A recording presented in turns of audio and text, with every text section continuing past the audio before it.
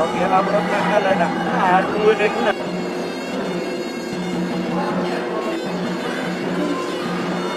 ini kita berada di salah satu museum yang ada di dalam benteng Jumpanda ini.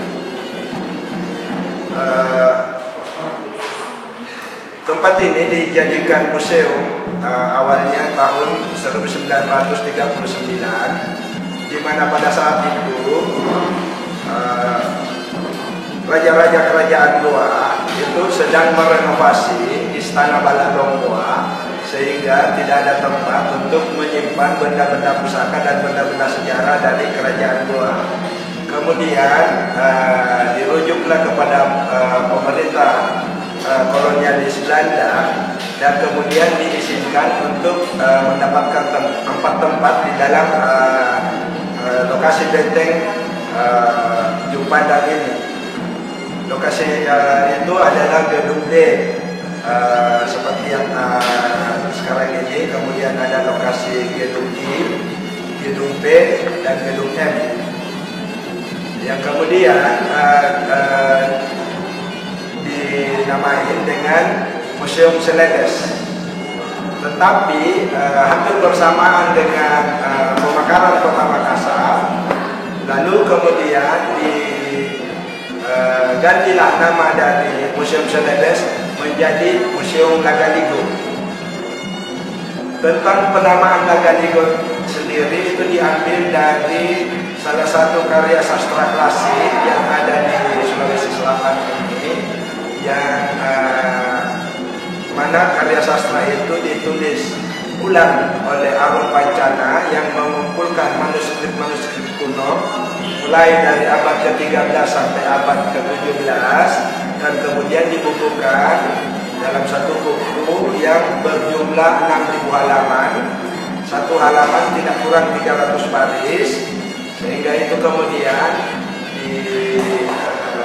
dinyatakan sebagai karya sastra klasik dan terpanjang di dunia. Kemudian isi di dalam museum ini yang saat sekarang ini adalah museum kebudayaan,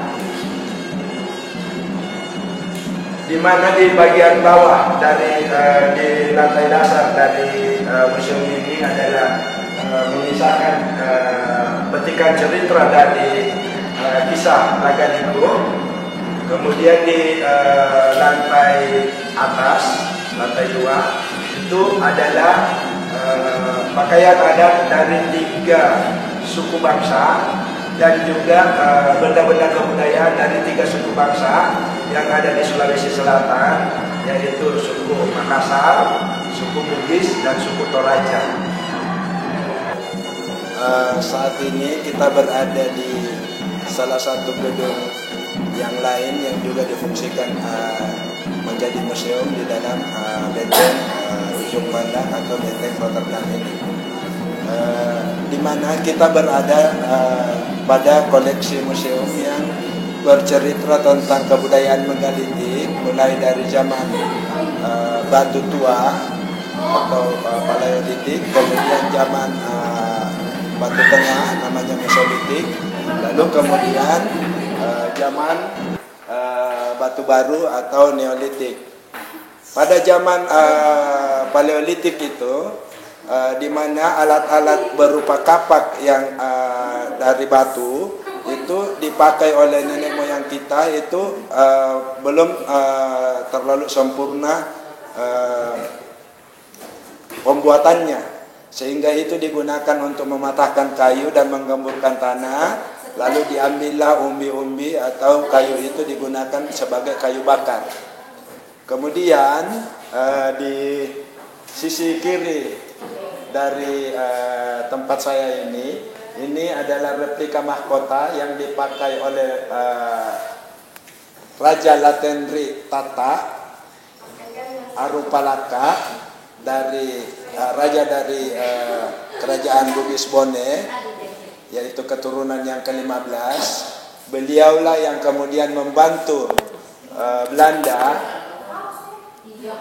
dan juga untuk menghancurkan kerajaan Goa, sehingga kerajaan Goa menjadi kalah, dan kemudian Harupalaka itu lalu disanjung-sanjung oleh Belanda.